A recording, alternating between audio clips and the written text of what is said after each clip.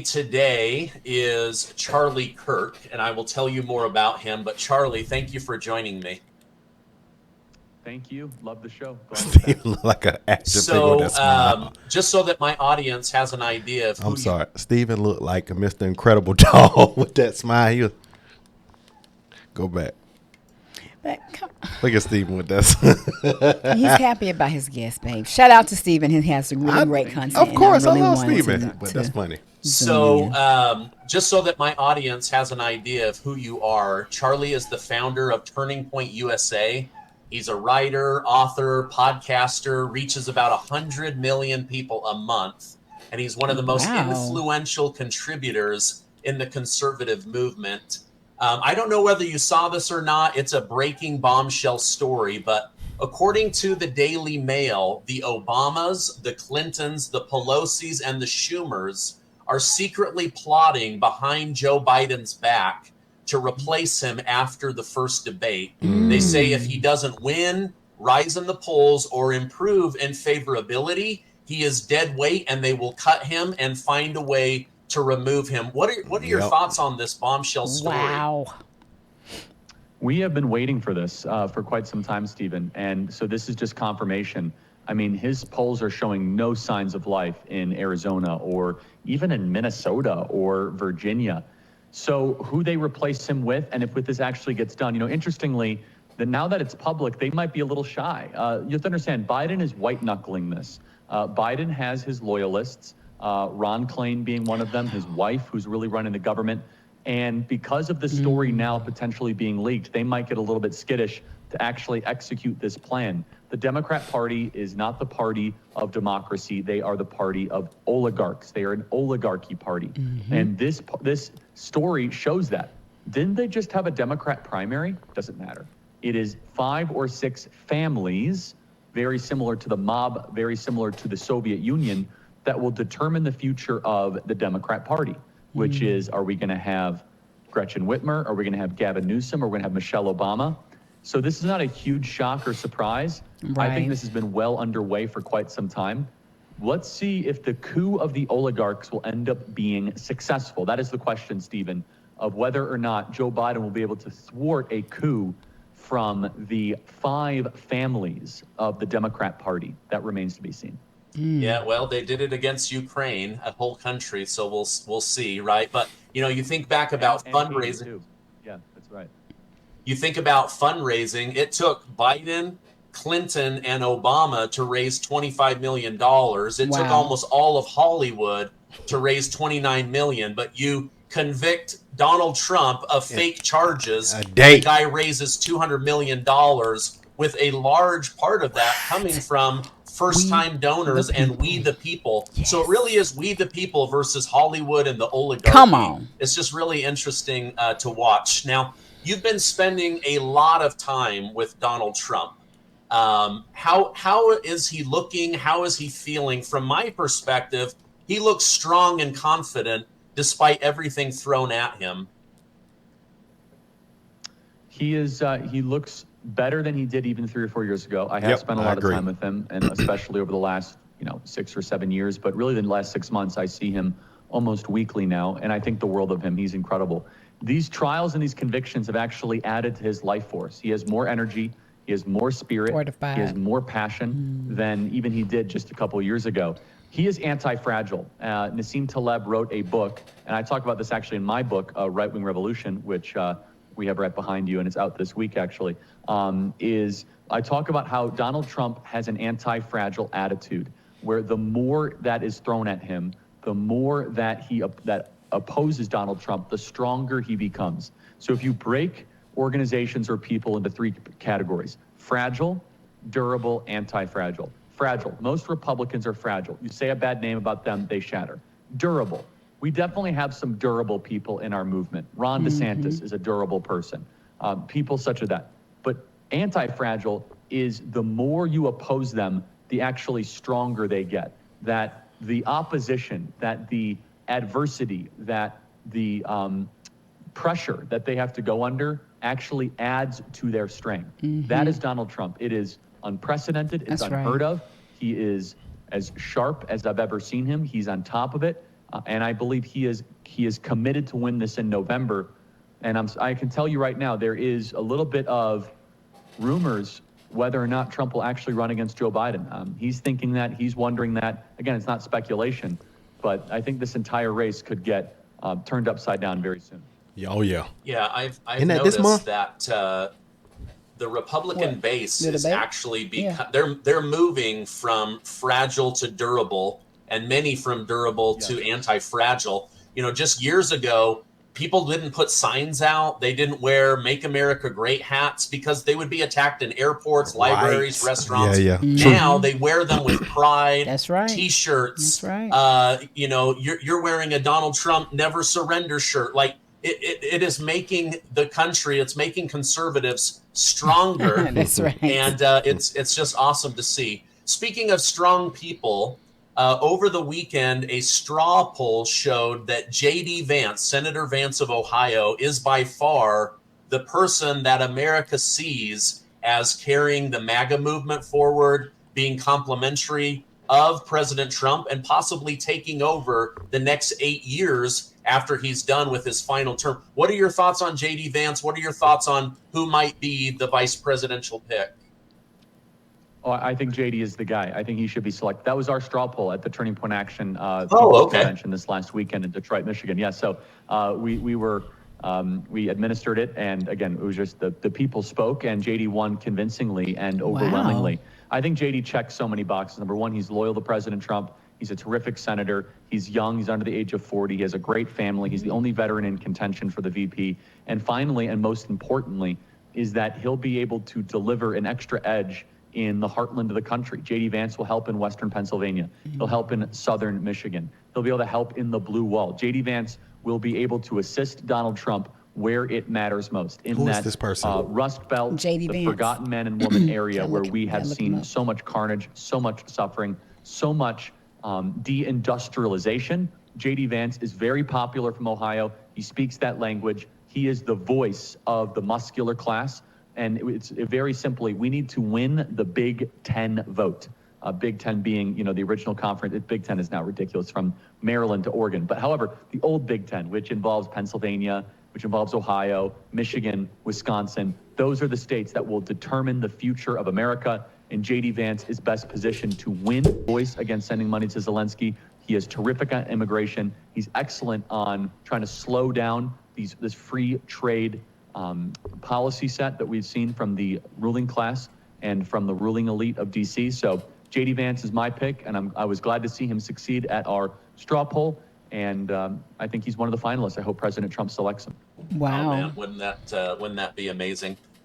Speaking of Ukraine, I'm grateful to hear that he is against lack of accountability, sending taxpayer money willy-nilly. Mm-hmm. This is something that has me incredibly disturbed. President Biden announced that the United States, the U.S. taxpayer, and the military-industrial complex will support Ukraine's fight against Putin and Russia for, at a minimum, 10 years. Another forever war, right? Zelensky then cancels free and fair elections for 10 years. Ukraine is running out of bodies and fighters. Then Democrats and many Republicans voted to reinstitute the military draft. Are these warmongers in Washington, D.C. getting ready to take my kids to World War III for a country I don't care about, doesn't do anything for us, probably won't pay us back, and has refused peace deals on multiple occasions? What are your thoughts? They are the modern equivalent of empire builders, and they're not even good at it. They're trying to build the great American empire, the GAE, or the GAY, which is to try and expand the horizon of Western hegemony to every portion of the world. But what are they actually trying to expand? Is it the Constitution or rule of law? No. They're expanding LGBT or critical race theory or BLM. That is the empire that they're trying to build. Mm-hmm. It is outrageous that we continue to send money to Ukraine. We never should have sent $1. We should have been involved in peace deals. Vladimir Putin largely invaded because of NATO expansion, which is completely our fault in the West, that we were the ones that were pushing forward NATO expansion for all of these years. And so, look, Joe Biden very well might draft your son or your daughter. If you have a 19-year-old or 20-year-old, I think that if you are a 20-year-old and you get drafted to fight Russia, you should burn your draft card. I don't say that lightly. You should not willingly participate in a draft. Again, we haven't seen a draft since Vietnam against a country you should be at war with. Why do I hate Russia?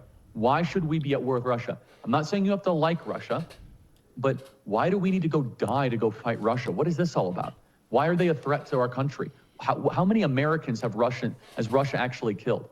How about this? We can go to war against the cartels. The cartels kill thousands of Americans every single week through drugs, through guns, through gang violence. How about the Chinese Communist Party? No, Russia is a fake fight that has been created by the DC industrial machine, the military industrial complex that gets them extremely rich, that keeps them in permanent entrenched positions of power.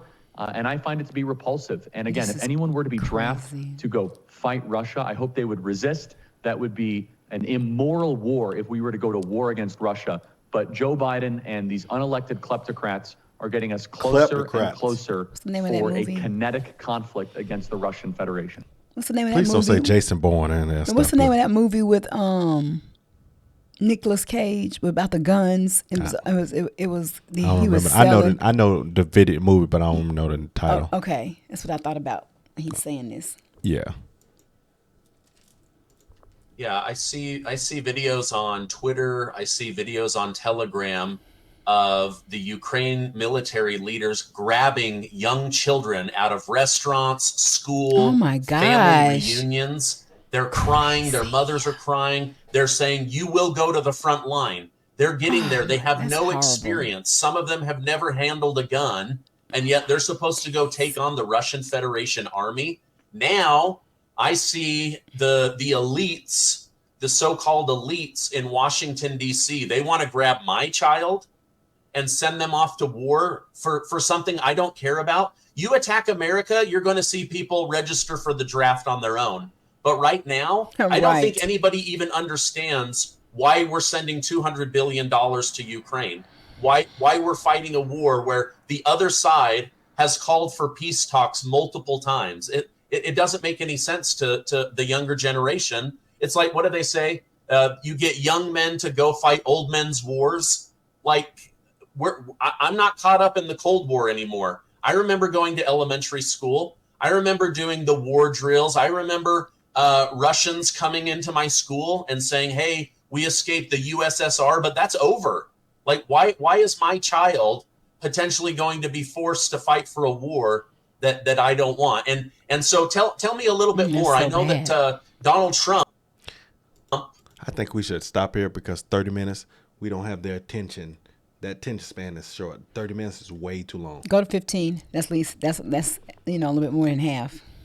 Says, I want to end this war. I will get Putin on the phone. I will get Zelensky on the phone. We'll use diplomacy to bring this to an end. You have potential VP J.D. Vance saying, what are your thoughts? Would we see a completely different approach to Putin and Russia if these two men are put in the presidency? Yeah, I mean, President Trump had it right. Remember, he got attacked relentlessly for the Helsinki conference where they had with Vladimir Putin. All the intel agencies came after him. You remember what President Trump said in that meeting, in that press conference? He said, I don't know if I can trust my own intel. And everyone lost their mind. What do you mean you can't trust your intelligence agencies? He was right. Our intelligence agencies lie repeatedly. Our intelligence agencies hate the American people. Our intelligence agencies covered up COVID and the origins of COVID. They lied about masks and vaccines. The intel agencies have lied about biolabs in Ukraine. They lied about weapons of mass destruction in Iraq. And they have lied about Afghanistan. They've lied about Libya. They lied about Syria. And so, yes, you shouldn't trust the American intel agencies. Trump was 100% right. I would love to see us have a warmer relationship with Putin. Let me be clear, though. I'm not a huge fan of Putin. He's definitely a thug. He acts like a Russian autocrat. Okay. But, you know, we would not have won World War II if we were not allies with the Soviet Union. If the Soviet Union and the Nazis would have remained allies, that would have been a vastly formidable force that would have put us in a really jeopardizing situation. So we partnered with the Russians to defeat the Nazis, and I'm glad we did.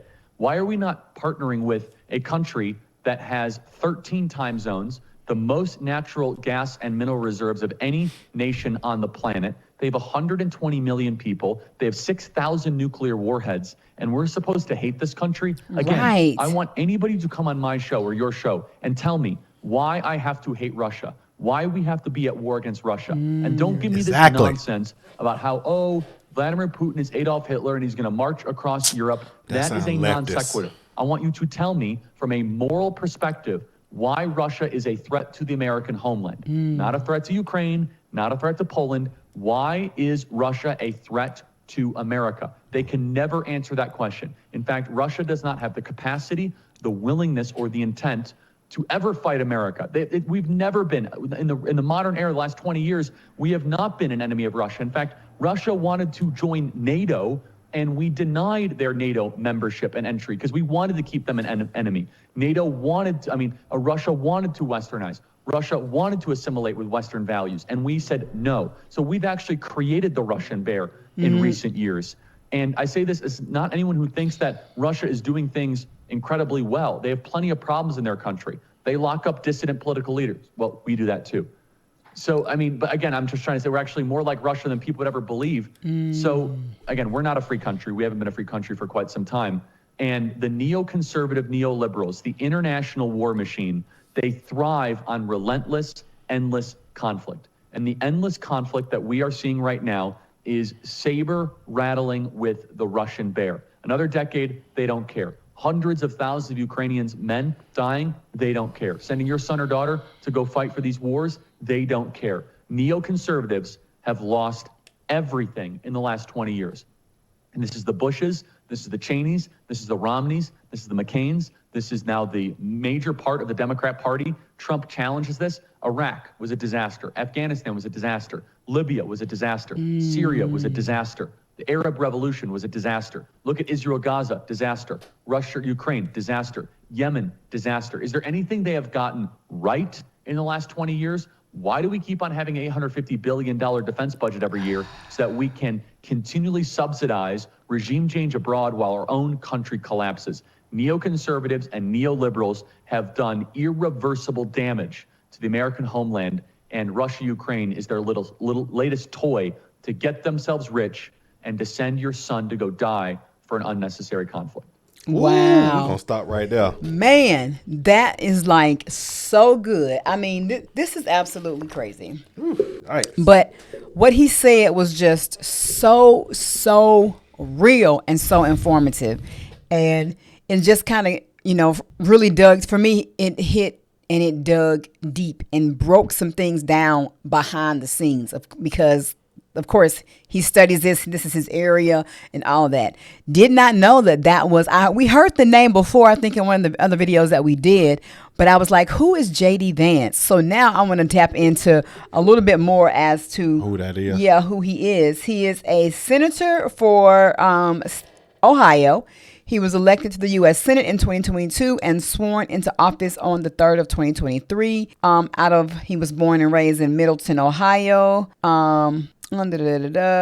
Okay, so I need to be able to tap into to who he is, but and I remember watching a video where they were talking about how Trump may not even use any of the people that we thought he was going to use. Yeah, that's how it goes. Good for surprising. Yeah, and pulling somebody else out that is we ain't thinking about and no one's really been talking about. True. And he's not even he's under 40, right? Then when what he said, he under 40. So, yeah. Like, okay. But oh man, wow, that's a lot. That is. That's a lot. That's a lot to cover, and that's a lot. Not even just a lot to cover. That's a lot to bear. And we see it in front of our eyes. And when he said, "Ask the question, why are we really at it with Russia?" But I never. Who's granddaddy? Why for them granddaddies that's sitting over in the White House that's fattening their pockets? The people that are considered insignificant, the ones have to die so these people families can live wealthy for making choices that they don't have to bear because they're going to be straight. Yeah, and when you think about it, that's why I think of, I want to say I don't know what the name of that video is. Is it War of Worlds?